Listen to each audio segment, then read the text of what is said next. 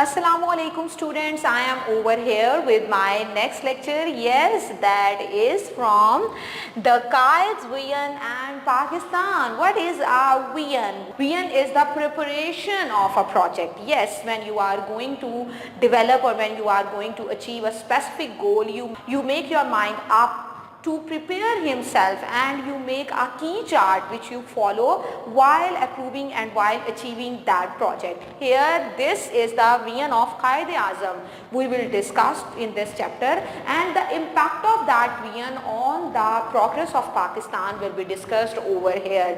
What type of things Qaid-e-Azam take into account while completing the project regarding Pakistan, and what is the main vision of Pakistan. Now I am coming towards the main objectives which we will discuss in this chapter. The scheme of study will be same, that is, with the first lecture we will discuss all of the grammatical contents related to the chapter and related to the exercise, and in the part 2 of the lesson I will give you the complete description of all the passages regarding all the grammatical concepts with their important words also, and in the third part of my lecture I will give you the complete solution of the exercise. Now I am coming towards the main objectives. We have to define the national pride. What is the national pride? National pride is the pride present only the person who has the love of his country. Who has the love for one's country, he has the national pride. So this is the pride, this is the feeling which comes due to having a national identity. And for having a national identity, it is not necessary that every person who is national to Pakistan having love for the Pakistan. Yes, you are right. We have the love for our native land when we feel that we are the true inhabitants of this land, and we have to do all the works which are important for the progress of our native land. So here on this chapter you will feel how you achieve the feeling and how you can attain the impression of national pride.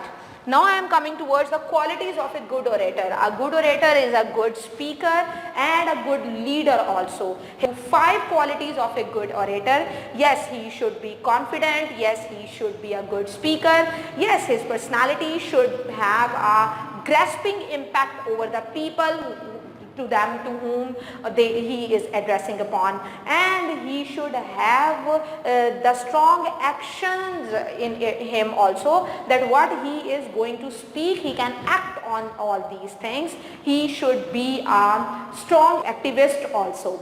Now next 4 techniques are taken out from the grammatical concepts which can be discussed in this chapter.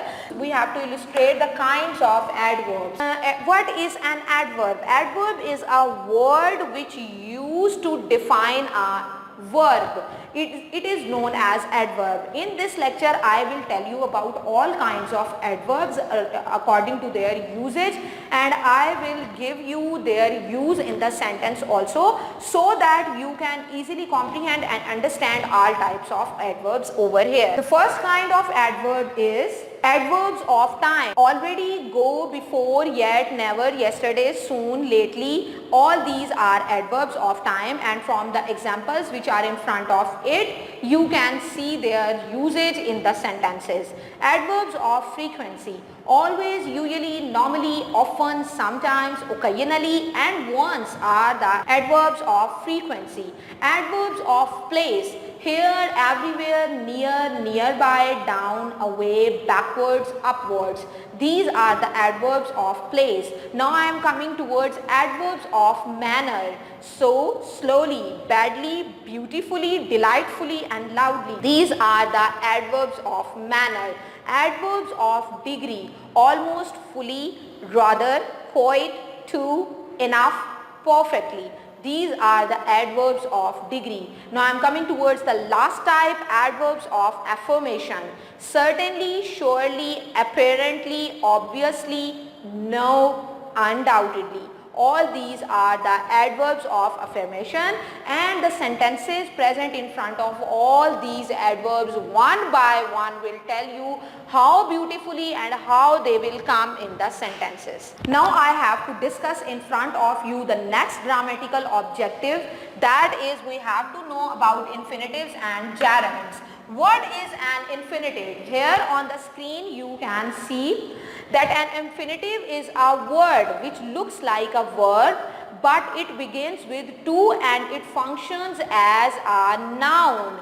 What is the meaning of it? Yes, here I will give the infinitives, their usage, and their examples will help you to understand what type of infinitives are they. To indicate the purpose of an action. He bought some flowers to give to his wife. Here he has bought out some flowers to give to his wife. So to give is the purpose of his action, to buy some flowers. Here the next sentence is I will lock the door to prevent theft. Here the door is going to be locked out to prevent the thieves. As a subject of the sentence, to wait seemed foolish when decisive action was required. Here the wait verb is used as a subject. So this is an infinitive. As direct object of the sentence, I like to write in English. Everyone wanted to go. As subject complement, his ambition is to fly. What is essential is to maintain a healthy diet. As an adjective, this is the best time to practice. I have some jeans to wash. As an adverb, we must carefully observe to understand I can't wait to see. After an adjective, it is important to be patient and it is wonderful to have close friends. After a noun or pronoun, object referring to a person. Can I ask you to help me with something? I invited a friend to attend the ceremony. Used with question words. Do you understand what to do? Tell me when to press the button. Now I have to come towards the gerunds. The gerunds and their description is over here on the screen in front of you. It will help you to understand gerunds fully and completely. The gerund is a verb that acts like a noun in a sentence. The subject in which the names are used in the sentence is used in the case of the object.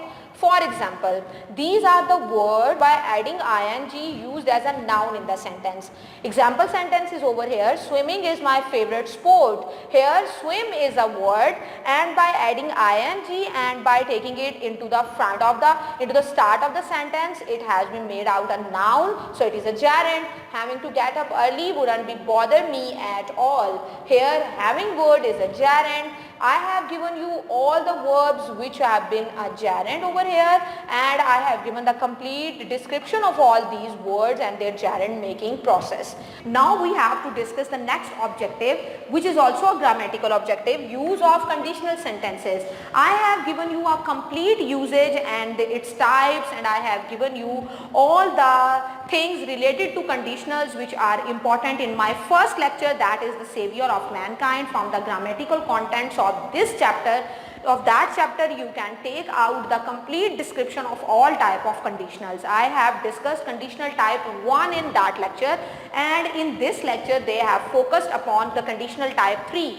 But I have given you the complete description of all 5 to 6 types of conditional over there. You can take help from that lecture. Now I am coming towards the other concept, connotation and denotation.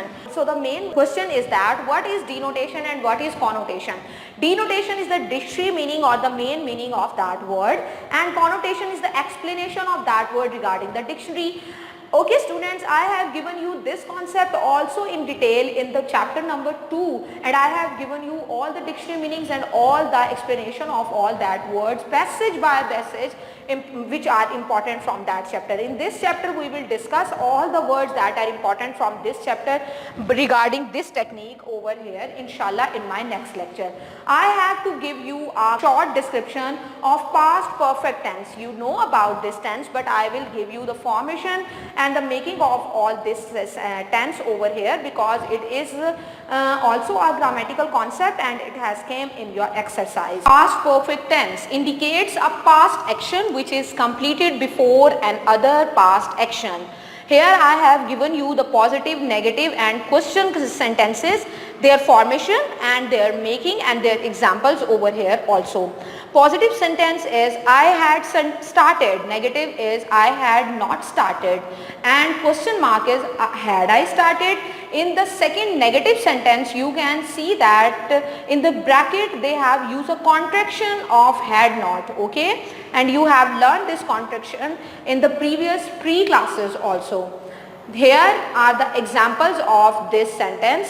I have given you the complete description of all the sentence with the all subjects.